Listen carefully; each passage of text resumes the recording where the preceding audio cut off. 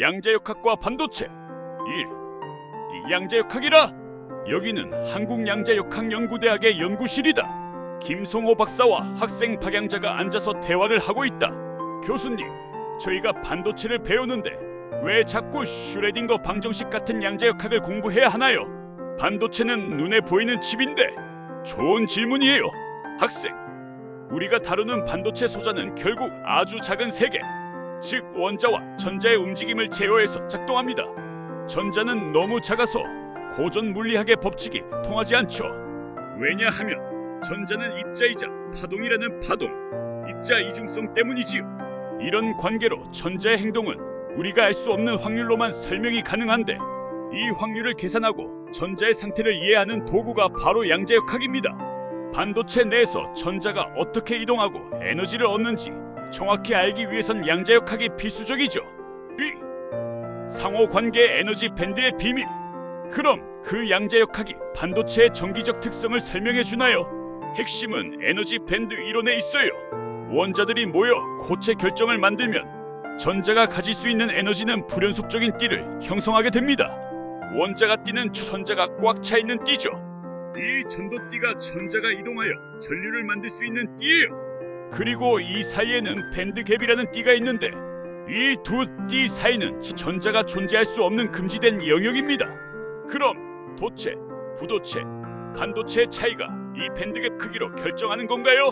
그렇죠. 도체는 밴드갭이 거의 없거나 두 띠가 겹쳐서 전자가 항상 자유롭게 움직입니다. 부도체는 밴드갭이 너무 커서 전자가 넘어갈 수 없죠. 반면 반도체는 이 밴드갭이 적당히 작아서 열이나 천압 같은 작은 에너지만 줘도 전자가 원자가 띠에서 천도띠로 뛰어넘을 수 있어요. 이 점프 능력을 조절하는 것이 바로 트랜지스터의 ON, OFF 스위치 작동 원리입니다. 3. 산업적 활용 양자 효과가 만든 혁신. 교수님, 반도체 소자가 점점 작아지면서 생기는 문제들도 양자역학으로 설명되나요? 네. 소자가 나노미터 크기로 작아지면 양자역학적 효과가 오히려 두드러집니다. 대표적인 것이 양자 터널링이에요. 전자가 고전적으로는 넘을 수 없는 에너지 장벽을 확률적으로 통과하는 현상 말인가요? 맞습니다. 마치 유령처럼 벽을 통과하는 거죠. 이 터널링 현상은 플래시 메모리나 터널 다이오드 같은 최첨단 소자의 작동 원리에 적극적으로 이용됩니다. 또한 양자점 기술도 양자역학의 양자, 가둠 효과를 이용해 나노 입자의 크기로 색깔을 정밀하게 조절하는 기술이고요. 결국 현대 기술의 근간이 되는 반도체는 양자역학이라는 미시 세계의 규칙 없이는 설계조차 불가능하다는 말이군요. 정확해요. 그리고 미래를 보세요. 전자의 전압뿐 아니라 스핀을 이용하는 스핀트로닉스나 아예 양자, 중첩과 얽힘을 이용하는 양자 컴퓨터도 모두 양자역학적 원리를 바탕으로 하고 있죠. 양자역학은 현재의 반도체 기술을 완성했고 미래의 정보 기술을 열어가는 열쇠입니다. 학생은 이제 반도체가 단순히 전기를 통하게 하는 칩이 아니라 양자 물리학의 예술 작품이라는 걸 이해했을 거예요. 네, 조금 알듯하네요. 결국 양자역학은 반도체를 만드는 기초이론이고, 이 이론 반도체를 탄생시킨 거군요. 그러면 양자 컴퓨팅이란 것은 무엇인가요? 양자 컴퓨팅은 기존의 컴퓨터가 아닌 양자역학의 원리 양자, 중첩, 양자 얽힘 등을 이용하여 정보를 처리하고 계산하는 새로운 패러다임의 컴퓨팅 기술입니다. 이는 특정 난제를 기존 컴퓨터보다 훨씬 빠르게 해결할 잠재력을 가지고 있습니다. 양자 컴퓨팅이란 것은 어떻게 작동하나요? 양자 컴퓨팅을 이해하는데 가장 중요한 세 가지 개념이 있습니다. 첫째, 큐비트 퀀텀 비트입니다. 기존 컴퓨터에 비트 빚는 정보를 0 또는 1 중 하나의 상태로만 저장합니다. 그러나 큐비트는 정보를 0과 1 두 상태를 동시에 가질 수 있는 양자, 중첩 SPRPOSITION 상태로 저장합니다. 즉, n개의 큐비트는 2n개의 상태를 동시에 표현할 수 있어 처리할 수 있는 정보량이 기하급수적으로 증가합니다. 둘째, 양자 중첩입니다. 큐비트가 0과 1의 모든 가능한 상태를 확률적으로 동시에 지니는 상태입니다. 이 덕분에 양자 컴퓨터는 모든 계산 경로를 동시에 탐색할 수 있습니다. 셋째, 양자 얽힘입니다. 2개 이상의 큐비트가 서로 연결되어 아무리 멀리 떨어져 있어도 한 큐비트의 상태가 결정되면 나머지 큐비트의 상태가 순간적으로 결정되는 현상입니다. 이 얽힘을 이용하면 큐비트 간의 복잡한 상호작용을 계산에 활용하여 평렬 계산 능력을 극대화할 수 있습니다. 양자 컴퓨팅이란 것은 현재 산업의 상황은 어떤가요? 오늘날에는 양자 컴퓨터를 만들기 위해 여러 가지 기술이 경쟁 중입니다. 초전도 회로는 극저온 이영하 273도 환경에서 초전도 금속 회로를 이용해 큐비트를 구현하는 것으로 IBM, 구글이 개발 중입니다.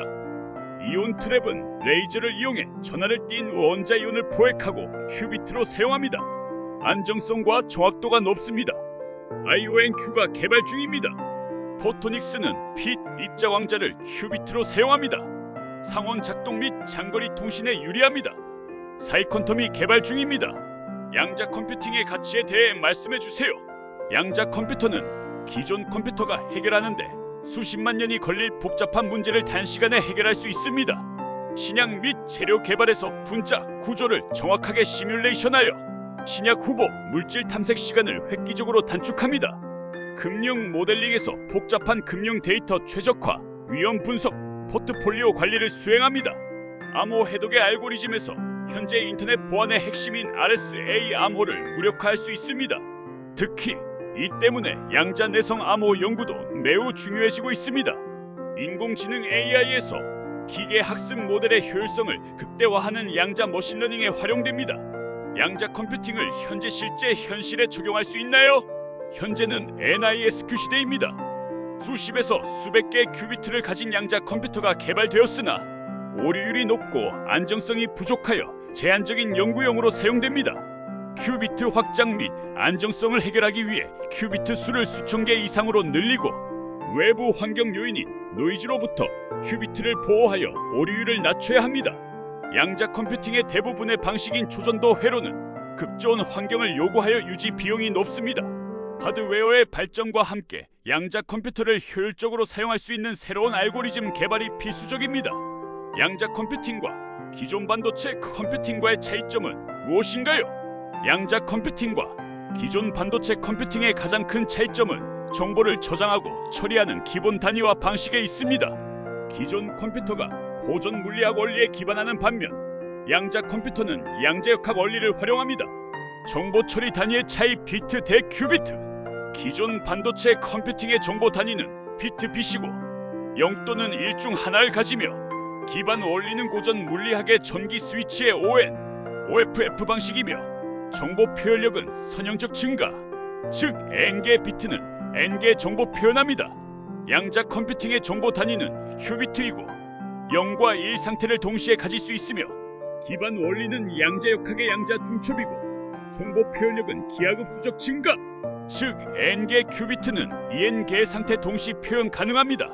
계산 방식 및 능력의 차이. 이러한 기본 단위의 차이가 컴퓨팅 능력에서 근본적인 차이를 만듭니다. 기존 컴퓨팅은 순차적인 계산 방식이므로 모든 가능한 경로를 하나씩 차례로 시도해야 합니다. 그러나 양자 컴퓨팅은 양자 중첩 덕분에 모든 가능한 상태에 대한 계산을 동시에 수행할 수 있습니다. 이는 복잡한 문제 해결 속도를 획기적으로 높입니다. 양자 컴퓨팅은 양자 얽힘 현상을 활용하여 여러 큐비트가 서로 상관관계를 맺으며 동시에 정보를 처리하게 됩니다. 이는 거대한 계산 공간을 효율적으로 탐색하게 해줍니다. 결론적으로 기존 컴퓨터는 일상적이고 방대한 데이터를 정확하고 빠르게 처리하는데 능숙한 반면 양자 컴퓨터는 기존 컴퓨터의 한계를 넘어서는 복잡하고 난해한 최적화 및 시뮬레이션 문제를 해결하는데 궁극적인 가치를 가집니다.